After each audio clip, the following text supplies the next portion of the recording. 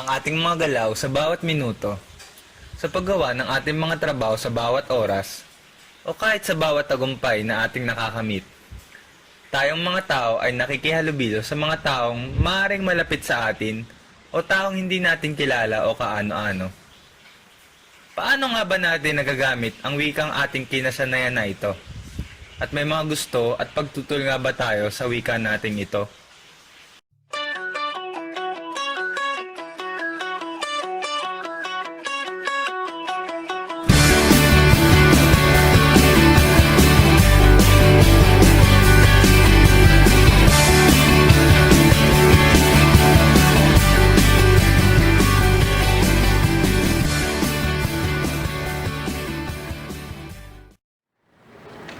Ba't ibang tao ang ating nakakasalamuha? Mga tao kung saan naibabahagi natin ang ating mga kwento. At ang ating wika nagsisilbing tulay para rito. Di natin makakaila at tayo mismo mga Pilipino ay may hindi sinasang-ayunan sa ating sariling wika. Na dahil nga sa mga personal na kadahilanan, tulad ng katumbas ng wikang Pilipino sa Ingles at sa iba pa. Tinatag noon ni Pangulong Manuel L. Quezon ang surian ng wikang pambansa kung saan inilabas niya noong 1937 ang kautosang tagapalaganap bilang 134 na nagsasabing Tagalog ang maging batayan ng ating wika, kung saan tinutulan naman ito ng mga Bisaya dahil sa mga personal na dahilan ng kanilang rehiyon at kultura. Kung kaya naman ay noong 1959 ay naglabas ang kagawaran ng edukasyon na kalihim na si Jose Romero ng isang kautosan na naglalabas na wikang Pilipino ang opisyal na itatawag.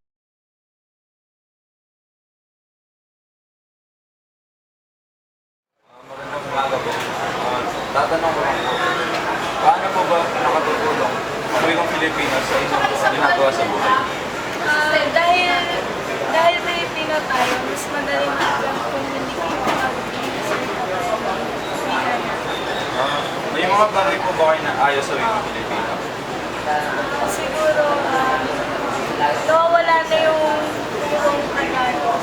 Kasi, minsan pag nag-express na tayo ng mga words natin, di ba, English natin, parang hindi na tayo medyo marunong na Tagalog.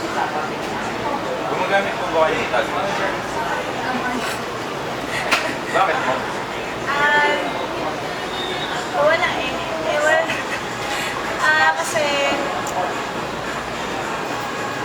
meron akong mga hindi alam na Filipino katumbasan sa English. Alin po para sa wikang Pilipino at wikang tinatawag na Taglish ang sa tingin ninyo mas mainam at mas makatutulong sa inyong buhay? Mas madali na ngayon sa panahon ngayon ang Taglish kasi mas naiintindihan. Maaari natin masabi na ang mga madalas na hindi gumagamit ng wikang Pilipino ay nakadepende sa kung ano ang trabaho o estado sa buhay dahil sa kanya-kanyang mga personal na rason. Gayunpaman, baka ang maging kabayaran nito ay baka dumating na ang panahon na mamatay na rin ang wikang Filipino dahil sa hindi madalas na paggamit ng mga mamamayan nito. Siya naman si Ian Española, 26 na taong gulang. Isang ama na may 3 anak at taga Caloocan City. Siya ay isang tindero ng buko juice sa kahabaan ng kalye ng Intramuros, Manila. Saan po ba kayo katagal nagtatrabaho dito? Sa mga 5 taon. Tagal-tagal na rin yan. Dito tayo dito po kayo. Caloocan po. Ano po ba? Nakakatulong po ba yung pagsasalita ng Pilipino sa inyo?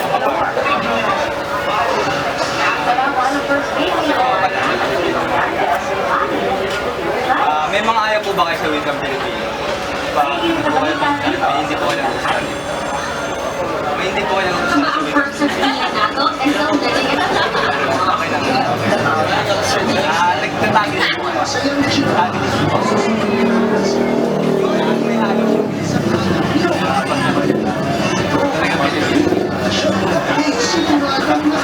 Ano po sa tingin nyo mas mainam gamitin?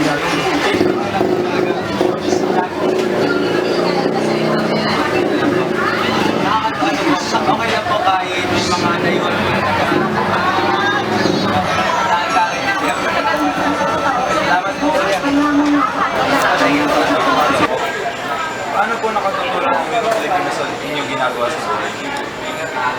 Nakakatulong ang wikang Filipino sa ating buhay kasi mas nakakagamit tayo ng mga salitang nakakapagbigay kahulugan sa ating mga gustong sabihin talaga. Minsan kasi talagang kailangan natin ng saktong salita para dun sa gusto natin sabihin kaysa dun sa magsasabi lang tayo ng konting salita. Tapos, iba-iba na ang tingin ng ng mga tao dun sa sinabi mo, which is mali. Kasi yung sinasabi mo yun eh. Kapag may mali silang naisip sa'yo, sila yung mali.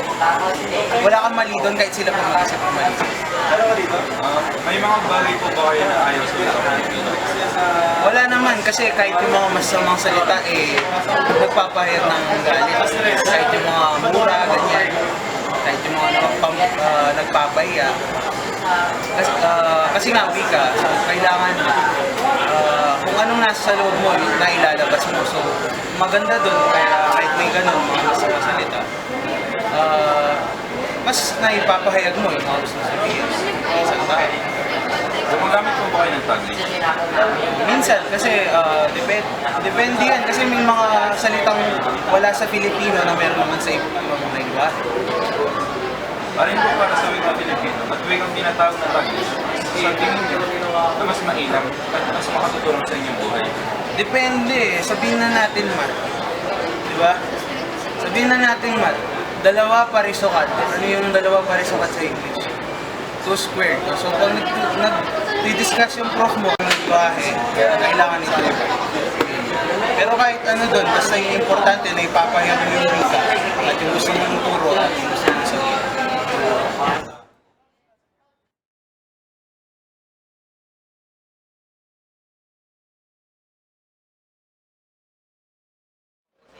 J. Carlo Evan po, isang estudyante ng Multimedia Arts and Science.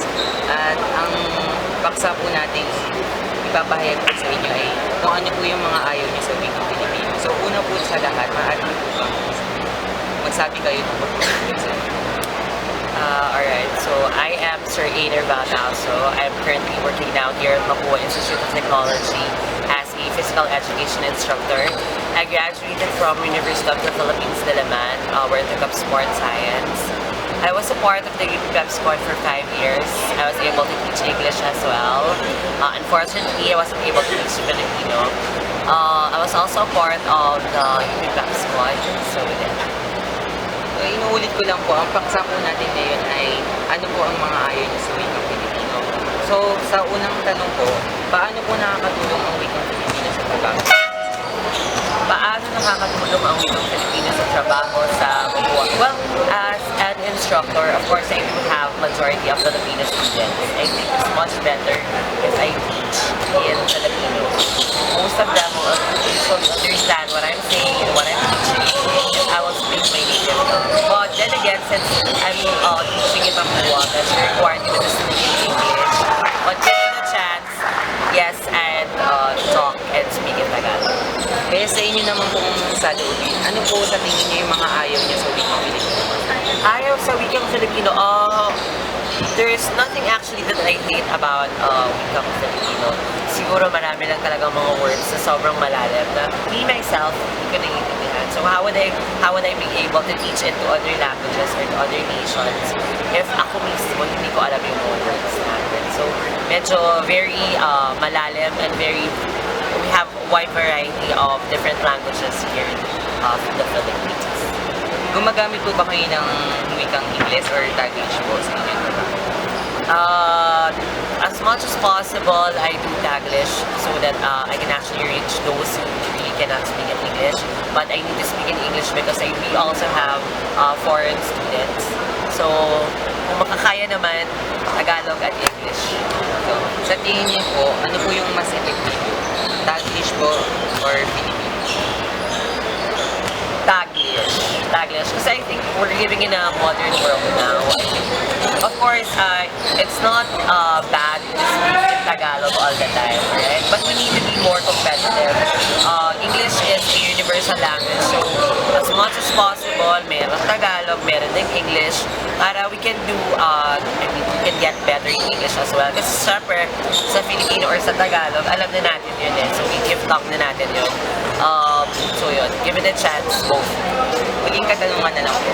Sa tingin niyo po ba, factor na minsan ang mga salita sa wikang Filipino iwan ang katumbas sa English? Kung bakit po kadalasan yung mga tao ngayon tawag Yeah, that's what I'm saying actually. Maraming words na very deep. The vocabularies that we use here in the Philippines are very wide. So, kaya yung ibang tao, nag-English na lang. Like me, in this interview, I know I should speak in Tagalog, pero maraming kasing words na hindi ko siya ma-express perfectly in Tagalog. So, minsan ini-English ko siya or tinataglish ko para mas ma-explain. So, I agree na maraming words na hindi natin masyadong naiintindihan. Kaya yung mga tao napipilitan sila mag-English. Yun lang po. Maraming pong salamat. Ako po muli si Jay. Sa anumang bagay na ating gawin ay kinakailangan natin ng pagsasalita upang makikomunika sa anumang bagay dito sa mundo. Ayon sa isang pag-aaral ng isang Briton na naglilimbag ng mga libro, ay sinasabi niyang ang isang tao ay nakakapagsalita ng mahigit kumulang sa 4,300 na salita kada araw, na sinasabing ang isang tao ay may bokabularyo na 25,000 salita estimatado. Isang bagay na kaisip-isip na ang pagsasalita ay isang napakahalagang instrumento ng pakikipagkomunika sa mga bagay sa mundo. At sa pagsasalita na ito ay kinakailangan natin ng tinatawag na wika upang magkaroon ng mga basehan sa anumang salita na ating sasabihin. Dito sa ating bansa, ito ay ang binansagan nating wikang Filipino. Bilang instrumento sa ating pagsasalita, ay ang mahalaga ay naipapahayag natin ang ating gustong sabihin sa paraan na komportable tayo.